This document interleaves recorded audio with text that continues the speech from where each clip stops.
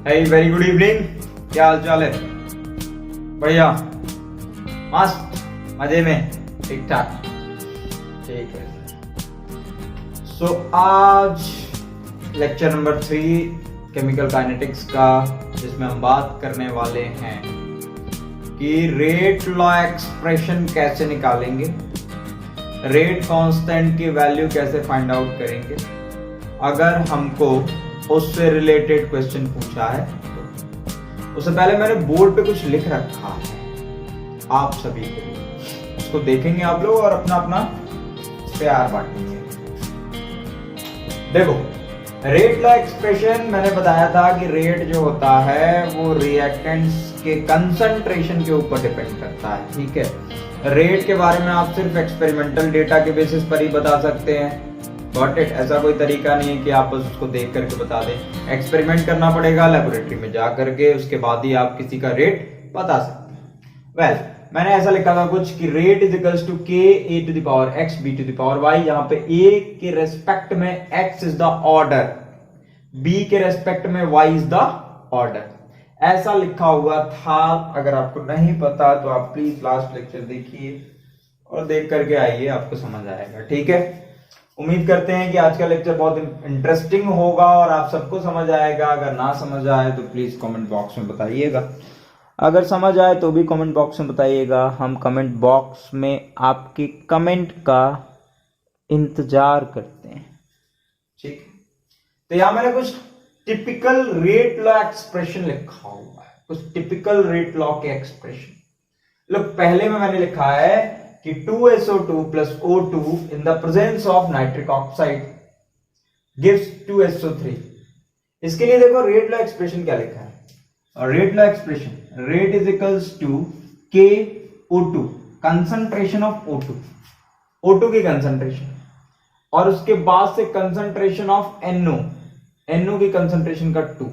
मतलब आप यहां से देख करके समझ सकते हो कि ये रेट, इस रिएक्शन की rate, it is not depending on the constant reactants only। इस रिएक्शन की रेट सिर्फ रिएक्टेंट्स पे डिपेंड नहीं कर रही है।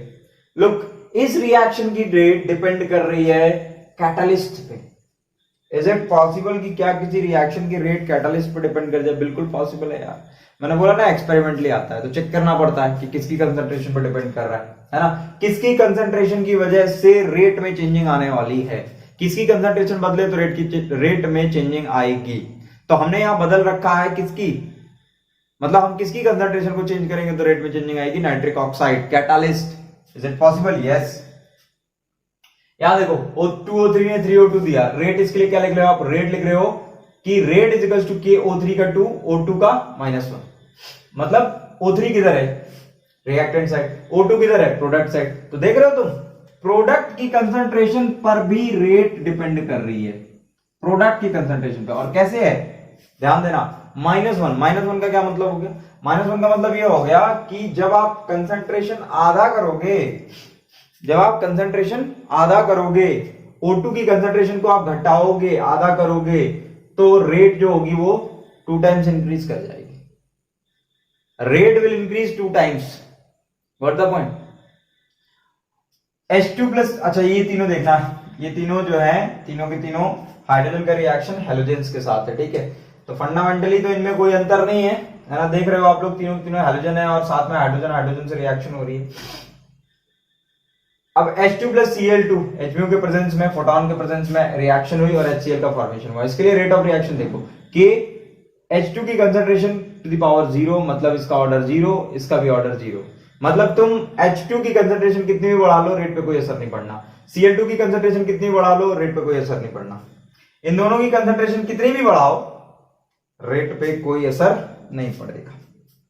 ऐसा भी होता है कि कंसंट्रेशन बढ़ाएं और रेट पे कोई असर ना पड़े। जरूरी नहीं है कंसंट्रेशन बढ़ाओगे हमेशा तो रेट पे असर पड़ेगा ही पड़ेगा। इट में पॉसिबल कि ना पड़े। अच्छा, यहां आओ, H2 प्लस Br2, 2HBr। यहां देखो, rate is equals to concentration of H2, फिर उसके बाद कंसंट्रेशन ऑफ Br2। H2 और Br2 कहां है? Reactant side. तो ठीक है भाई, रिएक्टेंट साइड वाले लिख दिए। अब देखो नीचे क्या लिखा है यार, मतलब HBr भी लिखा है, मतलब प्रोडक्ट की कंसंट्रेशन पर भी रेट डिपेंड करेगा। प्रोडक्ट की कंसंट्रेशन पर भी रेट डिपेंड करेगा। समझ रहे हो, देख रहे हो कितना टिपिकल है। ओके, कहां से आया ये, एक्सपेरिमेंटली आया है। H2 plus I2, H2 I2 को मिलाकर के 2HI बना लिया। देखो यहाँ पर कंसंट्रेशन ऑफ H2, H2 की कंसंट्रेशन बढ़ाएंगे तो रेट बढ़ेगी, रेट बढ़ेगी। मतलब कंसंट्रेशन H2 की मैंने डबल कर दी तो रेट भी डबल हो जाएगा, I2 की कंसंट्रेशन डबल कर दी तो रेट डबल हो जाएगा। मतलब ये रिएक्टेंट पे डिपेंड कर रहा है, H2 I2 पर डिपेंड कर रहा है। I2 डबल करेंगे तो रेट डबल, H2 डबल करेंगे तो रेट डबल। ये देखो ये प्रोडक्ट पे भी डिपेंड कर रहा है। कंसंट्रेशन प्रोडक्ट की बढ़ेगी तो रेट पे असर पड़ेगा। यहां आ जाओ, कंसंट्रेशन बढ़ाओगे रिएक्टेंट्स की तो कोई असर नहीं पड़ेगा रेट पर। और तीनों एक ही फैमिली से बिलोंग करते हैं, ये तीनों क्लोरीन, ब्रोमीन, आयोडीन। तो हम सिर्फ देख करके ये नहीं कह सकते कि सर रेट जो होगा वो सिर्फ कंसंट्रेशन पे डिपेंड करेगा, या फिर रेट जो होगा वो हमेशा कंसंट्रेशन ऑफ रिएक्टेंट्स पे ही हमेशा डिपेंड करता है। ऐसा हम देख करके नहीं बता सकते। अगर हमको बताना है तो we must go to lab and we must have what, experimental data. हमारे पास एक्सपेरिमेंटल डेटा होना चाहिए। जब तक एक्सपेरिमेंटल डेटा नहीं होगा तब तक हम नहीं बता सकते। नीचे लिख रखा है कि मैकेनिज्म ऑफ रिएक्शन में change with change in temperature. अगर टेम्परेचर बदलोगे तो रिएक्शन का मैकेनिज्म बदल जाएगा भाई। मतलब रेट चेंज हो सकती है, मतलब टेम्परेचर पर रेट डिपेंड करेगी, मतलब प्रेशर पर रेट डिपेंड करेगी, मतलब कंसंट्रेशन पर रेट डिपेंड करती है। मतलब ये जो तीन वेरिएबल नीचे लिखे हुए हैं, टेम्परेचर, प्रेशर, कंसंट्रेशन, ये रेट लॉ को क्या कर सकते हैं, चेंज कर सकते हैं। मतलब अगर ये चेंज हो रहे हैं तो रेट लॉ चेंज हो सकती है। क्लियर है सबको, बात समझ में आई? Did you got what I told? Rough करूं अब? ओके, इसको रफ कर देते हैं और आपके सामने पेश करते हैं एक छोटा सा नन्ना सा मुन्ना सा प्यारा सा न्यूमेरिकल। ठीक है, और इसको आप लोग कोशिश करोगे बनाने की। क्या कोशिश करोगे आप लोग? बनाने की कोशिश करोगे। ठीक है, तो वीडियो पे पूरा बने रहिएगा, है ना। अगर आपको लग रहा है कि धीरे पढ़ा रहे हैं तो 2x की स्पीड में देख लो भैया। अगर आपको लग रहा है स्लो पढ़ाया जा रहा है तो 2x की स्पीड में देख लो, क्या फर्क पड़ता है। ठीक है,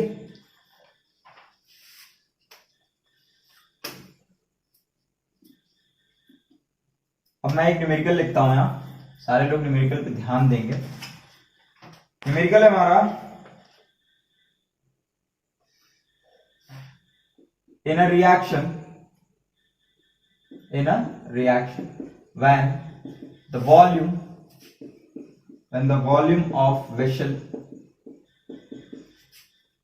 is reduced to 1/3, the rate of reaction ROR increases 9 times. What is order? Solve करेंगे आप लोग, प्लीज सॉल्व करिए। What is order? क्वेश्चन देख ले क्या लिखा हुआ है। इन अ रिएक्शन, एक रिएक्शन में, in a reaction when the volume of vessel is reduced to 1/3, एक वेसल है उसमें रिएक्शन चल रही है, अगर वॉल्यूम को 1/3 घटा दिया तो रेट ऑटोमेटिकली 9 टाइम्स बढ़ जाती है। आपसे पूछा है कि ऑर्डर बताइए, आपसे कहा ऑर्डर बताइए। सॉल्व कर लिया? ओके, मैं करता हूं।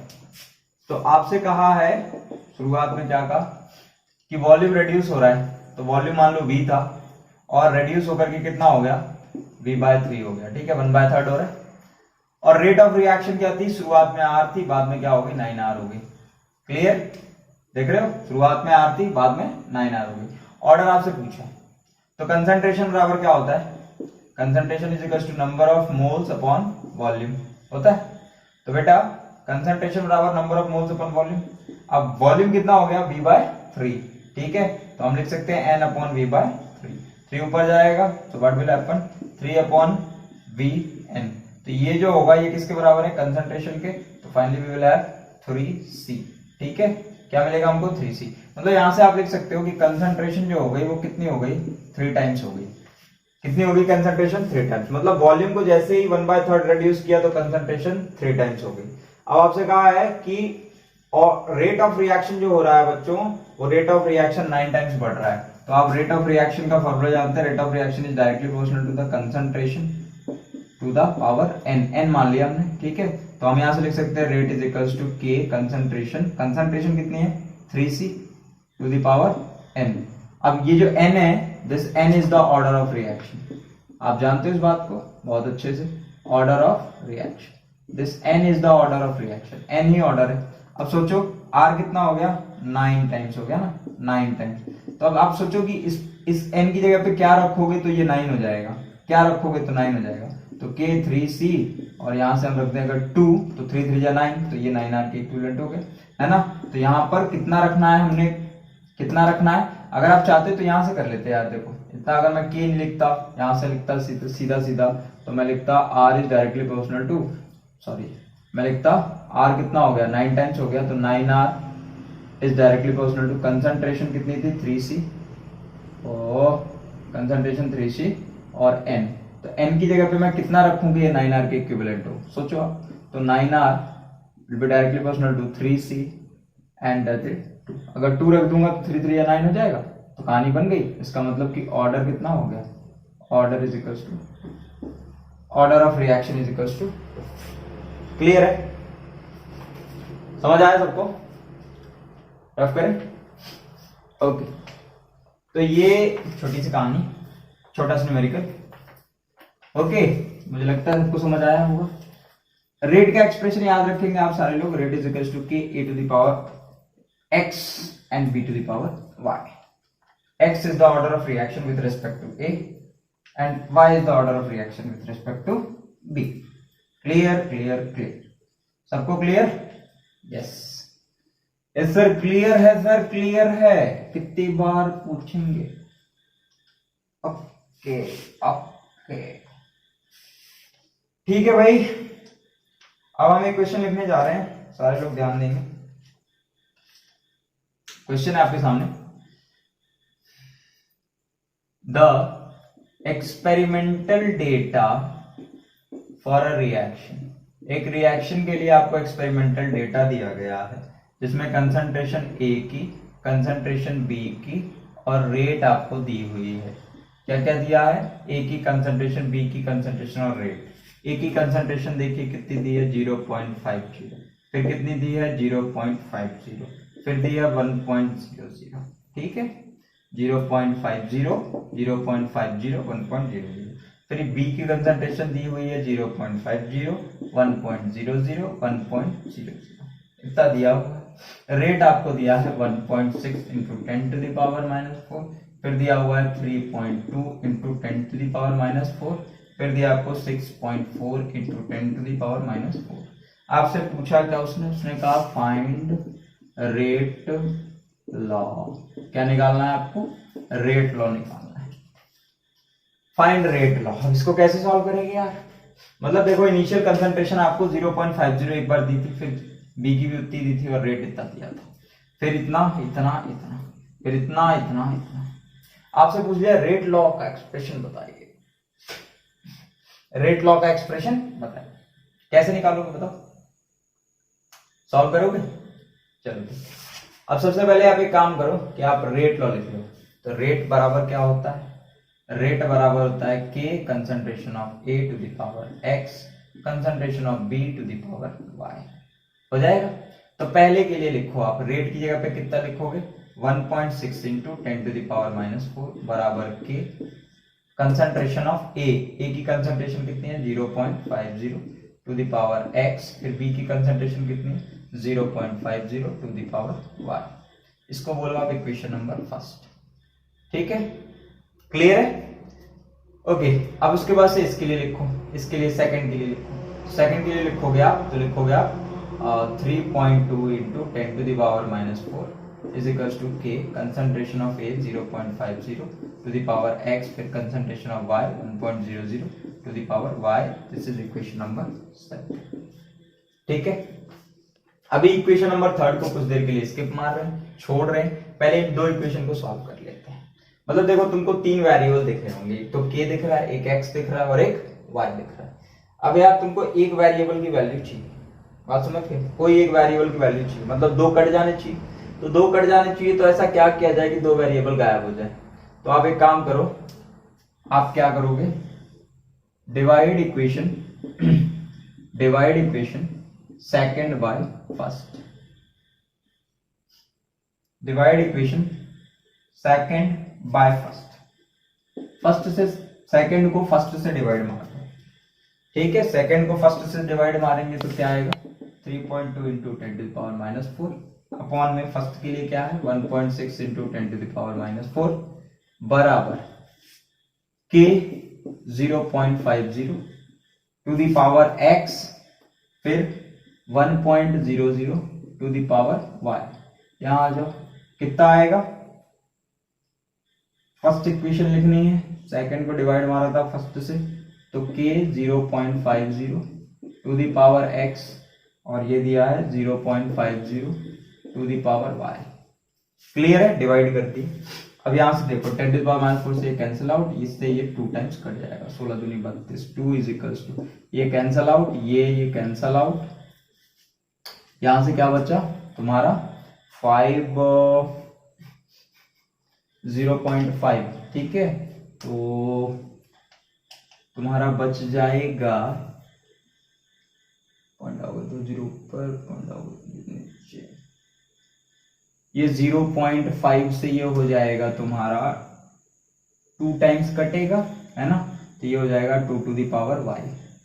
कितना हो गया 2 टू द पावर y, तो यहां से तुम्हारा y कितना आ जाएगा बच्चों, y इज इक्वल टू आ जाएगा y, कितना आ जाएगा y, ठीक है। 0.50 से आपने क्या किया, इसको कट कर दिया तो 2 टाइम्स कटा तो ये 2 टू द पावर y हुआ, y बेस सेम है तो पावर ऐड हो जाएगी, तो सॉरी बेस सेम है इन दोनों का, तो यहाँ पर पावर कितनी है 1 है, तो ये बेस सेम तो y इज इक्वल टू कितना होगा 1 हो गया। क्लियर है सबको, आया समझ। अब लिखो इक्वेशन नंबर 3। इक्वेशन नंबर 3 क्या थी, रेट क्या है 6.4 into 10 to the power -4 is equals to k, concentration of x 1.00 to the power x, concentration of B that is 1.00 to the power y, that is equation number 3। अब y की value तुमने निकाल ली है, y की value तुम्हारी कितनी आई है उसको साइड में रख लो, y की वैल्यू कितनी आई 1, how much you got y is equals to 1, ठीक है ना, यहाँ रख दिया मैंने साइड में। अब एक काम करो यार, अब तुमको फिर से वेरिएबल काटने हैं, तो can you do what, divide equation 3rd by 2nd, अपने हिसाब से देख देख के किया जाता है। डिवाइड इक्वेशन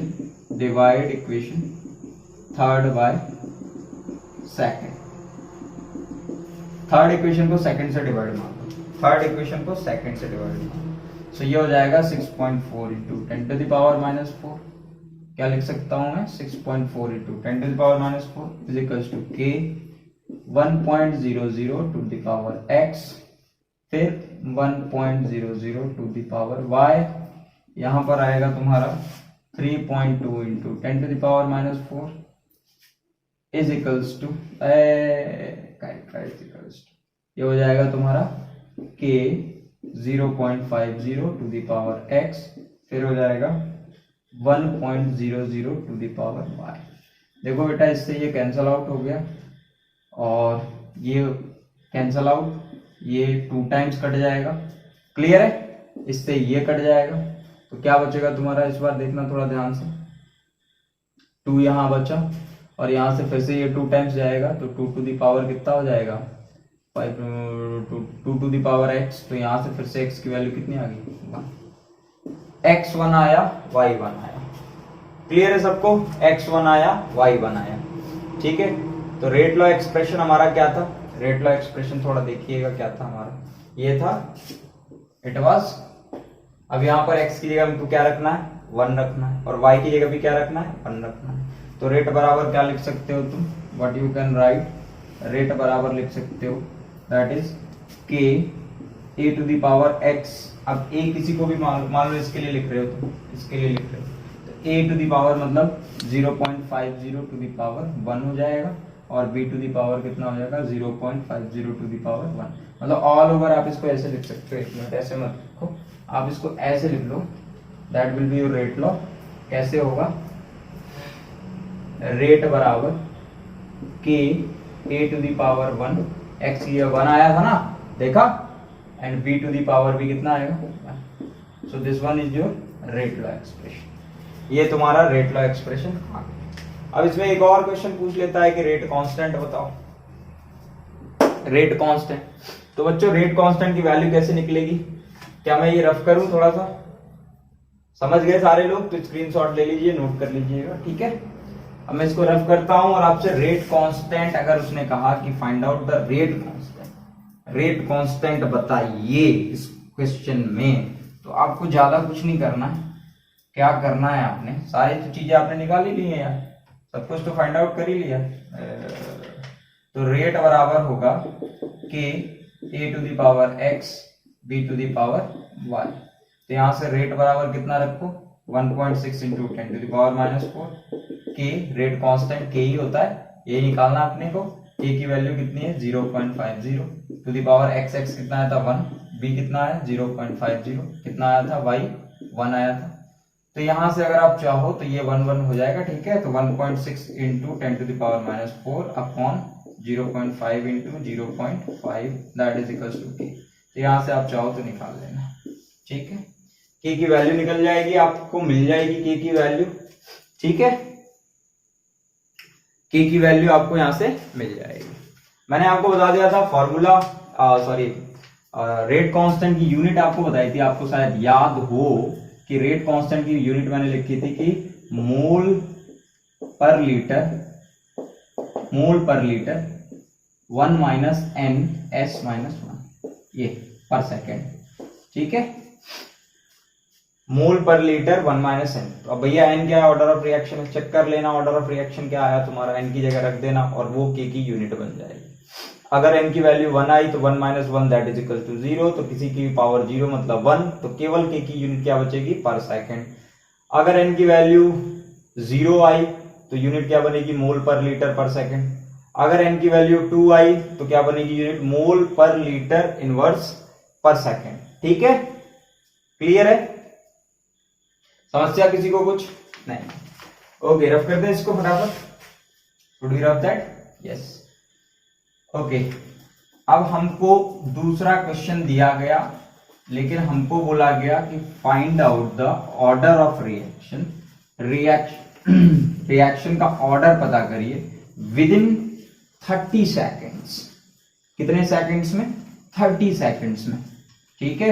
अगर आपसे कभी 30 सेकेंड्स में ऑर्डर ऑफ रिएक्शन पूछ ले ऐसा डेटा देकर, मतलब एमसीक्यू में अगर कभी इस तरह का क्वेश्चन आ जाता है और आप अपना बहुत ज्यादा टाइम गलाना नहीं चाहते, तो आपको क्या करना है, ध्यान से देख लें कि अगर आपको ऐसा कोई क्वेश्चन दिया है, मैंने नोट कर रखे हैं क्वेश्चन। अगर आपको एक रिएक्शन के लिए रिएक्शन दी हुई है A2 + 2B2 gives you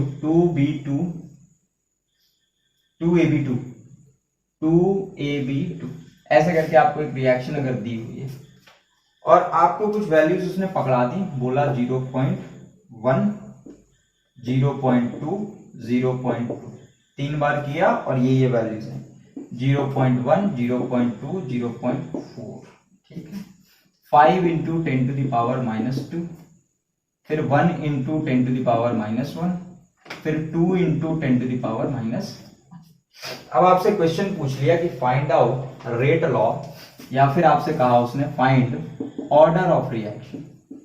find order of reaction, इस रिएक्शन का ऑर्डर पता करिए, इसका आपको निकालना। अब आप वो कैलकुलेशन नहीं करना चाहते जो मैंने आपको सिखाया, मतलब बोर्ड में अगर मान लो 3 नंबर में क्वेश्चन आता है, 4 नंबर में आता है, तो फिर आपको वो पूरा जो ऑर्डर है ना वो फॉलो करना होगा, ठीक है। सबको दिखाई पड़ रहा है?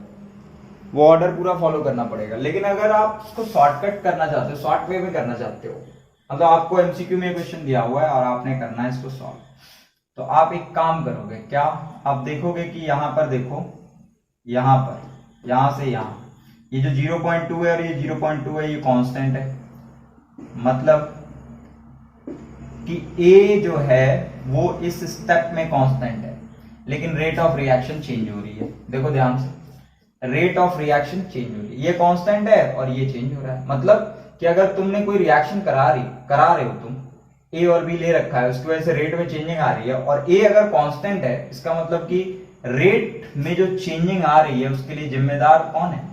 बी है।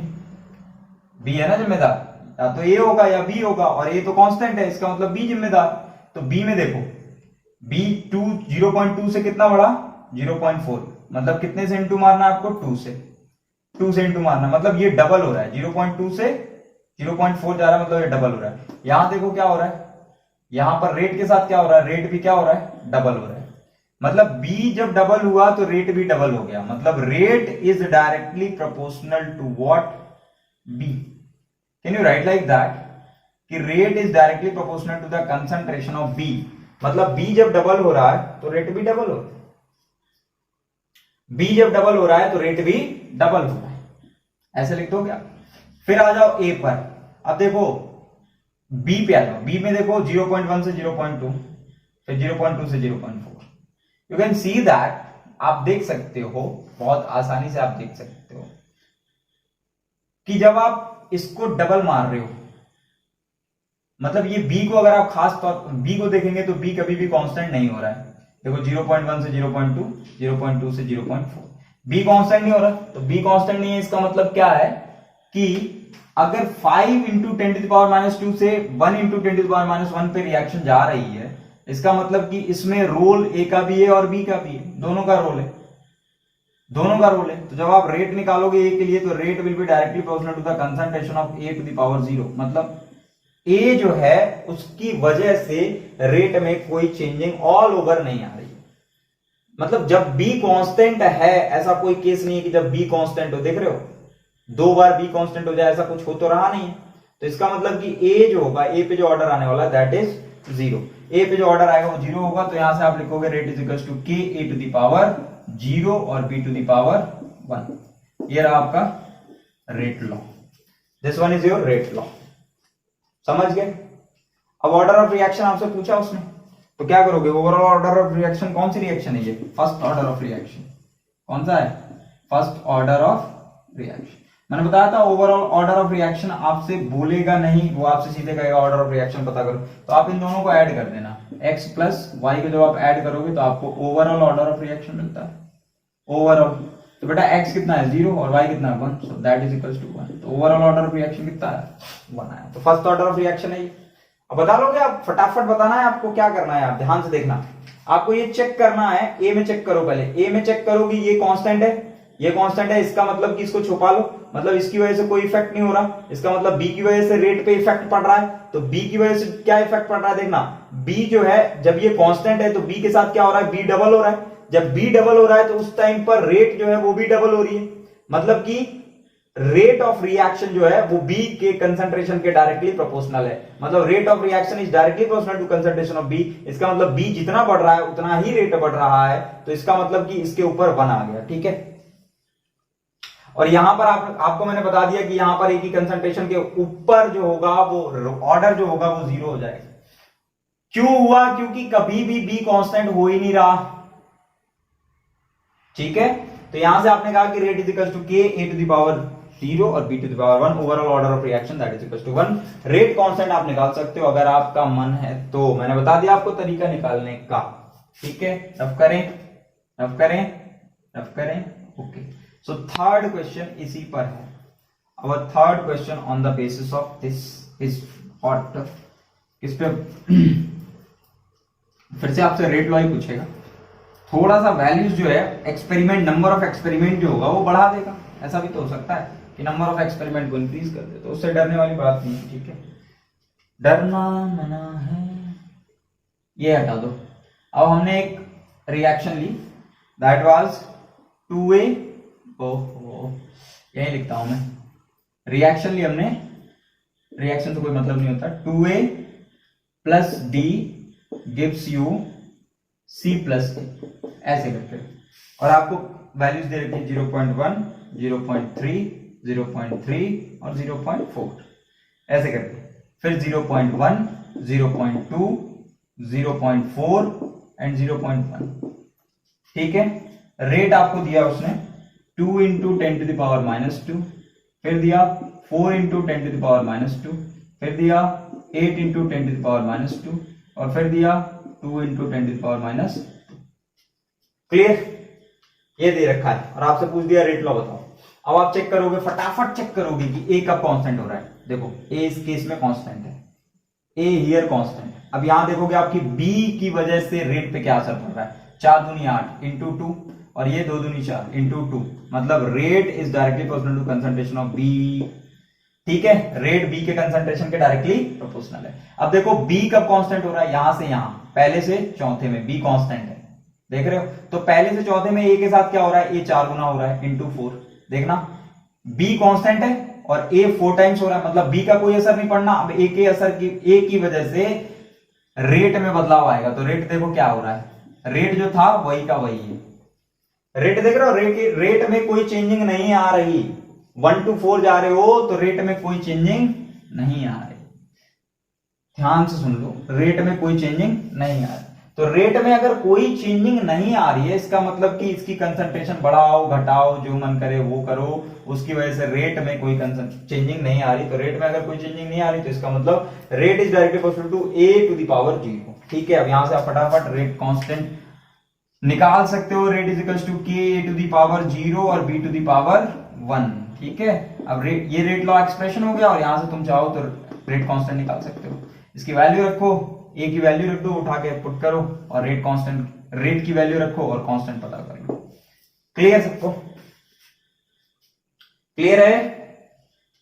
ओके बेटा, so these were the questions on the basis of it. और मैं आपको दो क्वेश्चन जो हैं वो आपको मैं होमवर्क दे देता हूं and you will try to solve that question by yourself. ठीक है, तो अब इसके आगे हम पढ़ेंगे क्या, मॉलिक्यूलरिटी।